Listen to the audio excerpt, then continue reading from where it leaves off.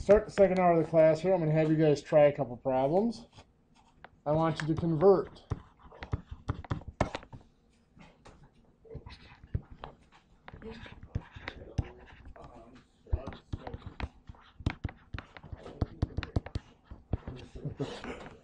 to fractions.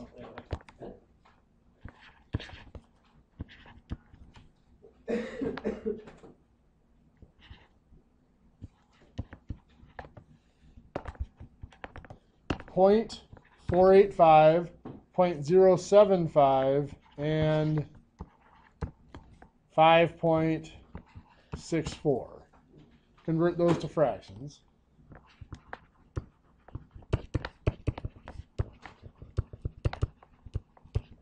Convert to decimals.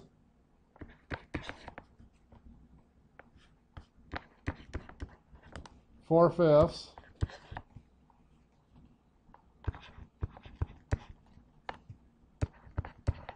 Twenty-seven fortieths, and bless you, 2 and 9/16. So make those conversions in your notes, and then we'll talk about them in a minute. Okay, let's start up here with the decimals. 0.485. What's that going to become as a fraction? Well, we'll start out at 485 over what? 1,000. Good. It's the tenths, hundredths, thousandths. And then both of those can be divided by 5.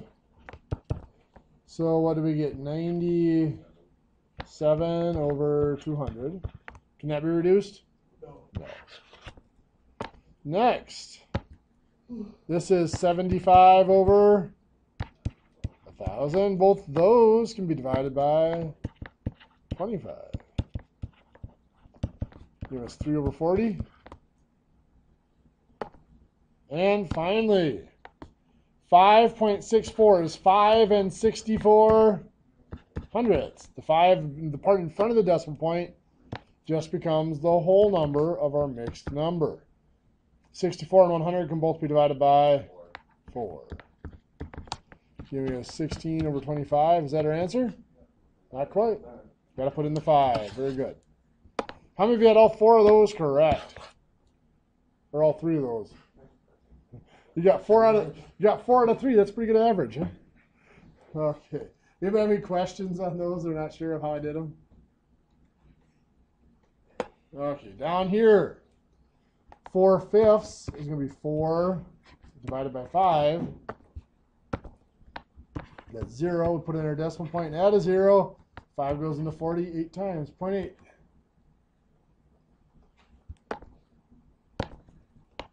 27 40ths will be 27 divided by 40. Again, 40 doesn't go into 27, so we add our decimal point. Add zeros. 40 goes into 270. 6 times would be 240. Add a 0. 40 goes into 300. 7 times would be 280. These are the 20. Add another 0. 40 goes into 200. 5 times. 0.675. Any questions? Yeah? What'd you do? I said, how many times does 40 go into 100? And I just multiplied that by 0.7. That can work.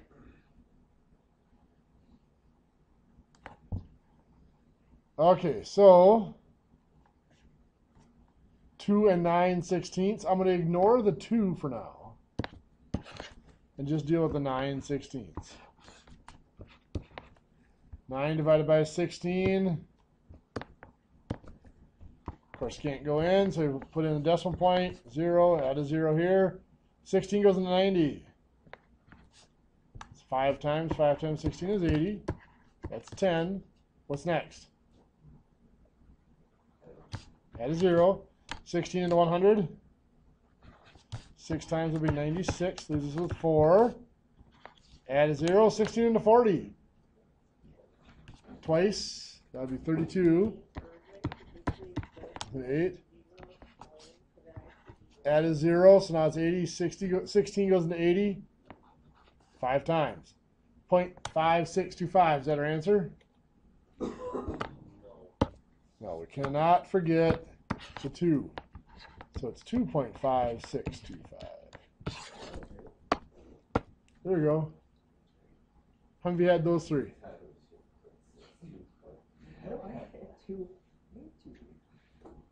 You were wondering where your 2 came from for a second? Well, I did the times. Oh, you made it an improper fraction and divided it out? That works too. You can do 2 times 16 is 32 plus 9 is 41 16ths. Yeah, and then I just divided 41 by 16. That works. It's just a little bit extra effort is all. You worked harder than you had to. I was just looking at him like, well, I'm way off here.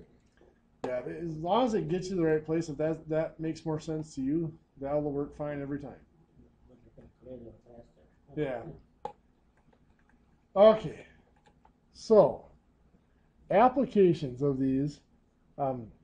We just did exact conversions of decimal to fractions, fractions to decimals. But what if I come up with something like, I do a calculation and I get 0.7113 inches. And we don't want it done. I mean, in machining, you can actually do that. Is 711 3/10 is what you'd actually pronounce that. Machining, you can actually do that. But what if you're looking at using tool sizes to do this? Your standard tools, and your tools only go down to, let's say you get tools down to the 32nd of an inch. I realize most of your tool sets are either the 64th or the 1/28th of an inch, but we're trying to keep the calculation a little simpler. So I need to figure out what tool in my set that goes every 32nd of an inch, what tool is going to be the closest to my 0.7113. So basically I'm converting 0.7113 inches to the nearest 32nd of an inch. The way I'm going to do that is I'm going to convert, first I'm going to change my decimal into a fraction in the simplest way I know how. If we were going to an exact fraction, we'd make that 7,113 10,000ths. But I don't want an exact fraction. I want an approximate one here. So I'm going to do a sloppy notation here and just make it a fraction by putting it over 1. Any number can be made into a fraction by just putting it over 1. So it is right now a fraction. Right now, what's its denominator? 1. What do I want its denominator to be? 32. How do I change 1 into a 32? Times 32. Well, if I multiply the bottom by 32, what do I have to do to the top? Times 32. So my denominator is now 32. My numerator is 0.7113 times 32, 22.76. What this is telling me here now is that this is between 22 30-seconds and 23 30-seconds. Which one is it closer to? Yeah, it's 0.7 tells me it's closer to the 23. So this would be 23 30-seconds would be the tool size that is closest to that calculated dimension. And when we're calculating dimensions, this is very, very common that we're going to have to round to a select tool size or a fraction to a nearest certain value. So let's say I have I'm stuck on 7. 0.2787 inches. And I want to go to the nearest 64th of an inch. Tell me what to do. So, first, so 0.2787 over 1 times 64 over 64. So the bottom numerator is going to be 64. 0.2787 times 64. 17.84. So that's between 17 64ths and 18 64ths. Does everybody see where the 17 and 18 come from? This is 17.8, so it's 17, and the next one up would be 18. Which one's it closest to, the 17 or the 18? 18. Now, just like any other fraction, I'm not going to leave this as 1864, so I'm going to change it to 9 30-seconds. It's still to the nearest 64th, it's just been reduced. A lot of people are, well, why'd you go 30 seconds? I thought you wanted to the nearest 64th. It is still the 64th. It's been simplified. And if you're looking at your tools, you're not going to have a tool that's listed as 18/64, so it will be 9/32. What if we have 7.4193 inches, and I want to the nearest 16th of an inch? What do I do with the 7? Ignore it. Very good. The 7 will be part of my answer, but it has absolutely nothing to do with my calculation. I just take the decimal, the 0.4193. What am I going to multiply each of those by now? 16, because I want to go to the nearest 16.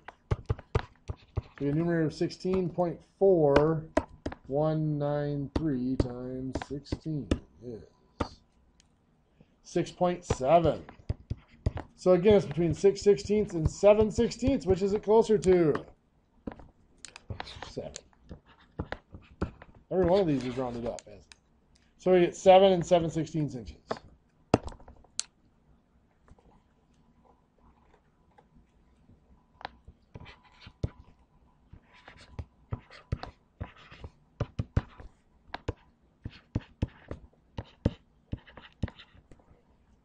Let's say I want to go to the nearest 32nd of an inch, and I have a calculated dimension of 5.978. Tell me what to do.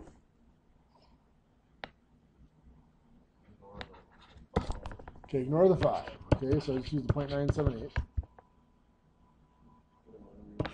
1 underneath it. Times 32 over 32. 0.978 times 32. 31.29. Okay, so what does that tell me? Between 31 and 32, okay. 31 is the one I want. Perfect. Why don't you try a couple in your notes?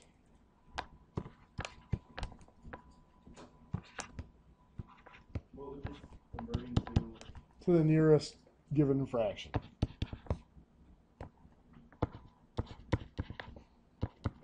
So convert 4.031 to the nearest 16th. 0.2841 inches to the nearest 64th. And 2.989 inches to the nearest 32nd.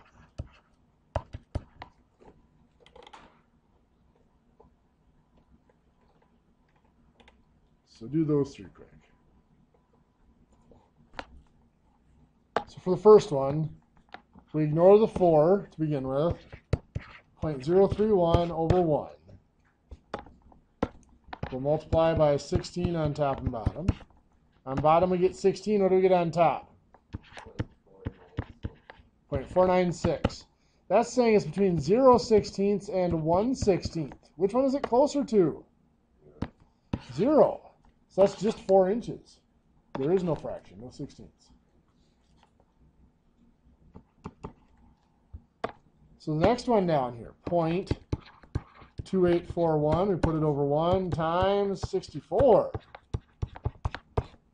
Get 64 on bottom. What do we get on top? What's that? 18.18. So that's between 18 and 19 64s. Which is it closer to? The 18 64ths of an inch. On bottom, we have 2 points. We ignore the 2. We're just supposed to be part of our answer. 0.989 over 1. We're going to multiply by 32 over 32. So we get a 32 in our denominator. What's that? 31.96? 0.989 times 32. Wait, 31.64. So that's between 31 and 32 30 seconds. Which is it closer to? 32. Well, can I put 2 in 32 30 seconds? No. It's just going to become 3 inches. Now, I put the first and the third one on here intentionally.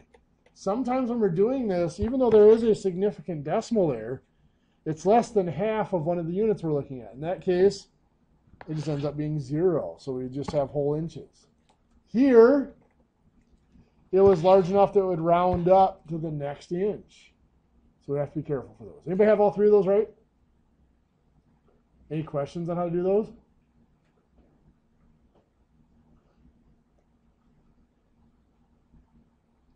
Okay. Now, the last thing I want to look at for right now is an application of these decimals that's more of a construction-based application, but I do have to cover it in here for a couple of reasons, because Woods and Telecommunications both take this same course. So any of you after this course could switch to one of those programs and not have to retake your math. So there are going to be a couple of things throughout the semester that I have to show you. One of them is a transit reading.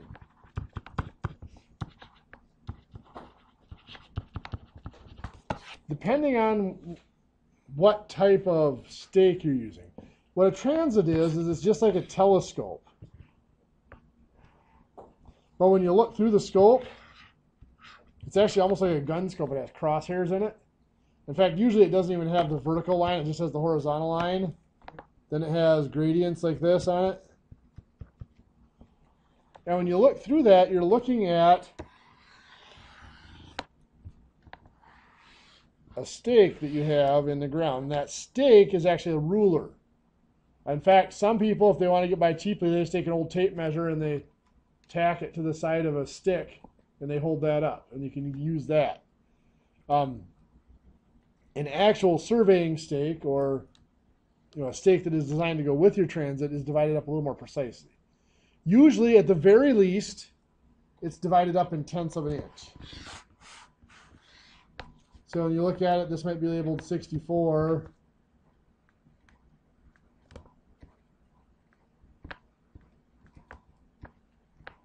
That'd be 65.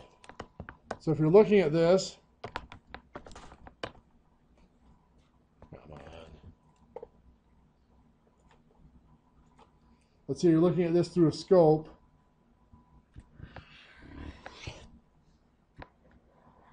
And your center line goes right there. What's this reading here? Well, that's 64.1234567. So that's reading 64.7 inches. Make sense? Or you could say this is 65. So this is going to be 64.9, 0.8, 0.7. You can count backwards from the next number up. Yes, sir. So when I did this to cement my garage, Yep. now I got messed up with my first time doing it. It had, I know exactly where you're going, but the number goes up or down. yeah, it had different, Okay. but it had the same numbers. Like 1, 2, 3, 4, 5, 6, 7, 8, 9, and then it had smaller, Okay. same numbers. Yep. We'll look at those in just a second. It's the same number. So you saw 9 up here, 9, 2. What you're talking about is a little bit more of an exact form. This is the cheap one where you only have to go to a tenth of an inch. Oh, okay. Some of them go to a hundredth of an inch. On those, you might look like this. This might be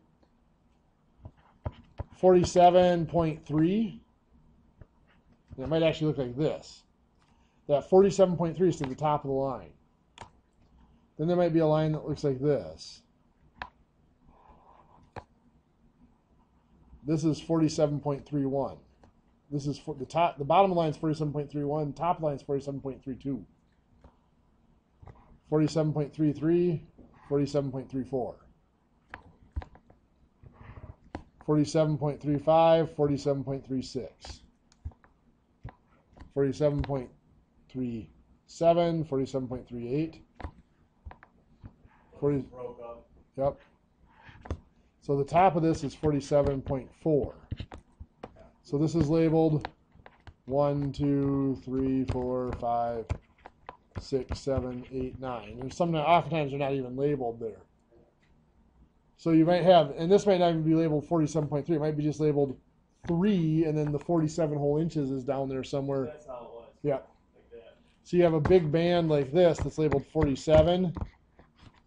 So 47.0 is usually the top of that line. And then as you go up from there, you'll have all these markings. I mean, it's hard to draw out. It really is tough because they're very, very small. So you have to have significant magnification then in your scope in order to get that, because you got to magnify it enough. I mean, if you look at it with the naked eye, they're so tight together, it's really tough to distinguish them even.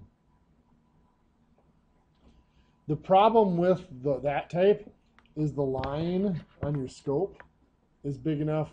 You got to decide whether you're reading from the top of the line or the bottom of the line, because the line on itself can actually span between two of the markings. But yeah, that's how that works, is you're just reading hundredths instead of tenths. So now if I'm reading this scope, let's say I take a reading at 2 different spots here. And one of those stakes reads 38.7 inches, and one of them reads 52.3 inches. Which measurement would you say would go with this stake? 38.7. Why? Because there's less stick. Yeah, this is a shorter distance. This is a longer distance. This would have a bigger measurement. So,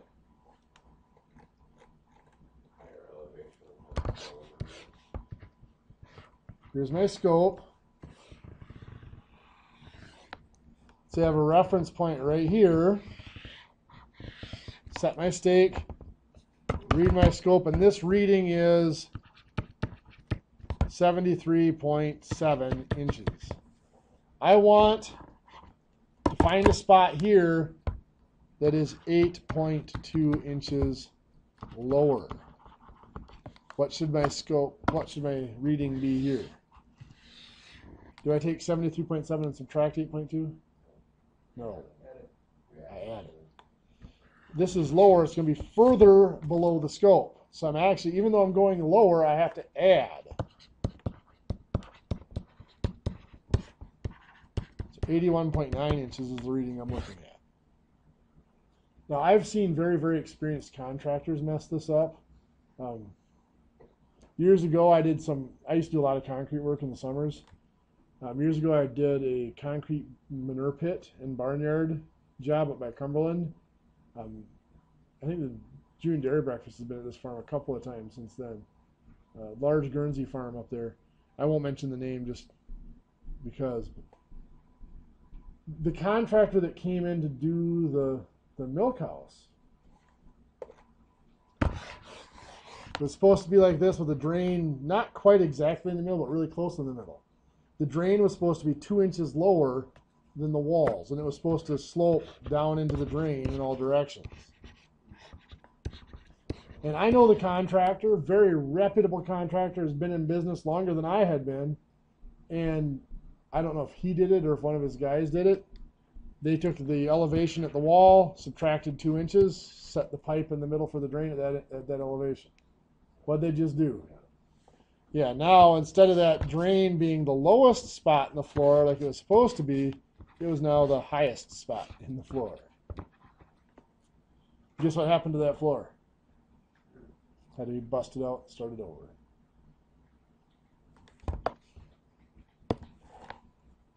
Not that I expect you guys to do a lot of reading of a transit, but How did they get that far without noticing?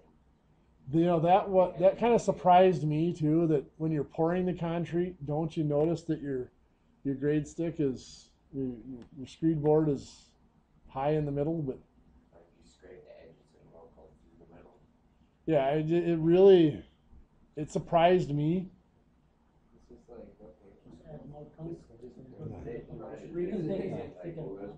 Yeah, the doors went. yeah. There you go. Yeah, in fact, I ended up when I got there, because So I was gone for a couple of days and I came back and they had poured the floor. We ended up having, just so that they could use the milk house, we ended up cutting grooves with the concrete saw from the corners like that to the drain, and then I think we ended up cutting at least a couple. I think there was a sink over there. We cut at least one directly from that sink. So, because he had washed down the milk house, so there was water sitting all the way around the edge at the wall. So to at least get that water away from the wall, we cut grooves in the concrete back to the drain so it would at least drain. Okay, enough of my babbling.